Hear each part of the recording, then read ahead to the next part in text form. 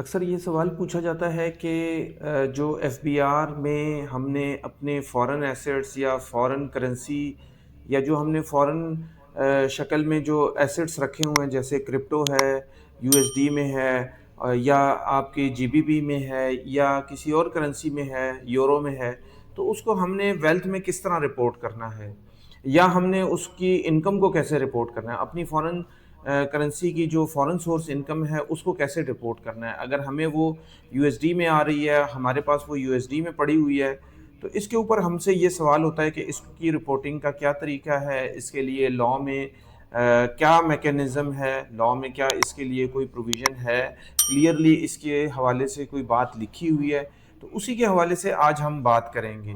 तो स्क्रीन की तरफ चलते हैं और देखते हैं कि लॉ में इसके हवाले से क्या लिखा हुआ है।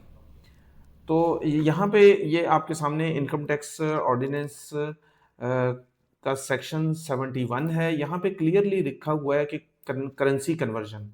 अब यहाँ पे वो आगे क्या कहता है कि every amount taken into account under this ordinance shall be in rupees, यानी कि आपने जो भी अपनी रिटर्न में जो भी अमाउंट शो करनी है तो वो आपने रुपीस में शो करनी है, और रुपीस से मुराद आपकी पाकिस्तानी रुपीस है।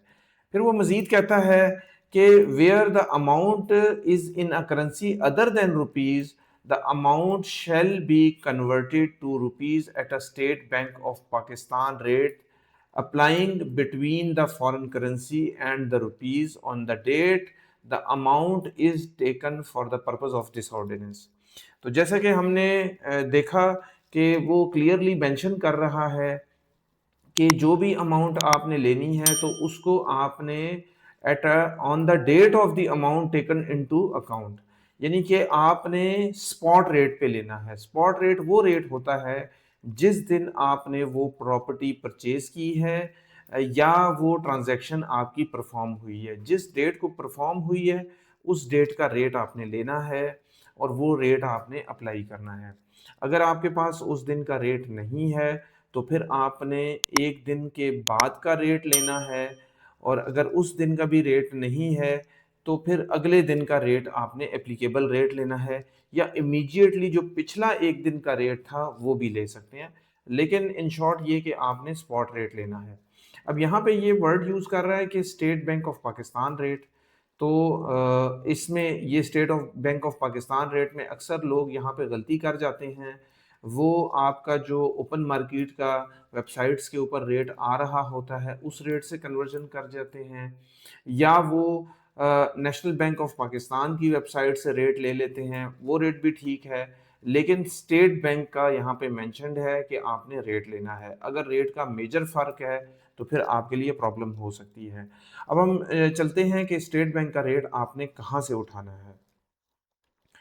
तो स्टेट बैंक के रेट के लिए आपने स्टेट बैंक की वेबसाइट नेट पे जैसे ही आप सर्च करेंगे कि स्टेट बैंक एक्सचेंज रेट, तो आपके पास मुख्तलिफ दिनों के रेट्स आ जाएंगे। इसमें फिर ये ड्रॉप डाउन से आप मुख्तलिफ सालों के रेट्स ले सकते हैं, यहाँ तक कि वो तमाम साल जो टाइम बार हो चुके हैं उनके भी आप रेट्स ले सकते हैं। जैसे अगर मैं 2025 की बात करूँ तो ये पूरे 12 महीनों के रेट्स मुझे दे रहा है।